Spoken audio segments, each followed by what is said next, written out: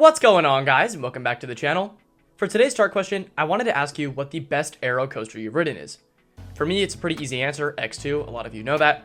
But for those of you seasoned enthusiasts, you'll also know that Aero had many other cool and innovative designs that were often just lost to time or closed because they became rough. And of these comes one today that, though not forgotten, certainly left its mark in the amusement world and remains one of the most infamous coasters to date. With 6 inversions, later 5, today's coaster was notorious for being the design of its time, but failed to provide a good ride experience and ended up closing after less than just a decade of operation. Furthermore, it went through multiple design changes, many of which failed to improve its condition, and it now sits as a block of time in history.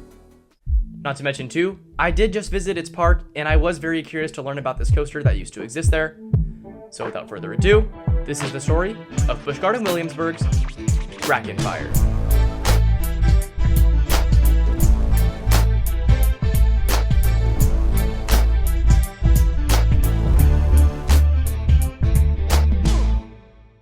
Back in the year of 1992, Busch Gardens Williamsburg, located in Williamsburg, Virginia, built one of the first modern looping roller coasters, Drachen Fire.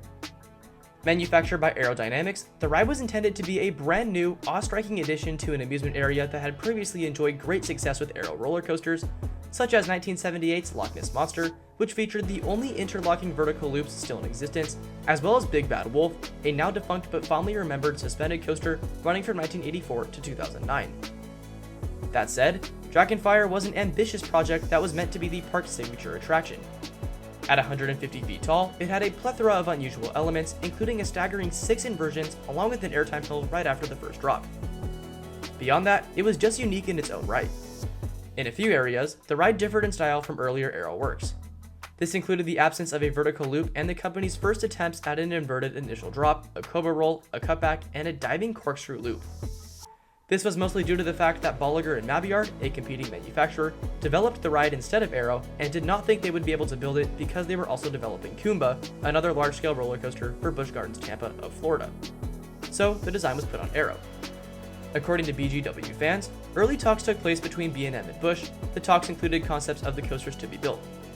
By 1992, the company had completed a total of 4 roller coasters, and besides working on their first sit-down design for Busch, they were also developing a brand new concept, the inverted coaster. The company was set to deliver 2 inverted coasters in 1993, their standard annual output in terms of numbers at that point. Their ability to deliver 2 rides to Busch Gardens was strained to the point that it wasn't possible. They agreed to deliver 1 ride, and that ride would be located in the Tampa Park, which aka was Kumba. With the coaster already in the concept phase in the Williamsburg Park, Busch then approached the company who had created the other 2 coasters in the park. The concept was presented to Aero, who agreed to complete the project, aka Drachen Fire. The ride experience created by Aerodynamics would quickly degrade though, and bad press would force repeated revisions to the attraction. The majority of the general population thought it was rather rough, especially the diving corkscrew that followed the mid-course brake run, and the 1995 season led to the removal of that element. Despite these efforts, the ride would close in 1998 due to a rapid fall in patronage caused by its reputation as a harsh ride. As Kumba at the Tampa Park would eventually rank among the best roller coasters in the world, it is interesting to note that its inversions are much more common among coaster projects, whereas a lot of the inversions on Drachen Fire were quite unique, even by today's standards. That said, us enthusiasts are left to wonder how the ride would have fared had B&M constructed the ride as originally intended. After lying SBNO for a while once it closed, it was later tested once again in 2001 in the hopes that a buyer would in fact move it, but there were no takers, and in 2002, the roller coaster was eventually destroyed.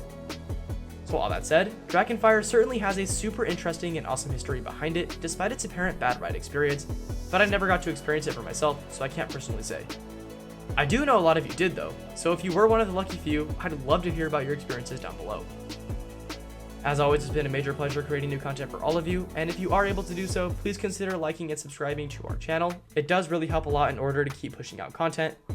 So with that said, stay tuned for another video coming in a couple days, but until then, we'll see you all there. See ya.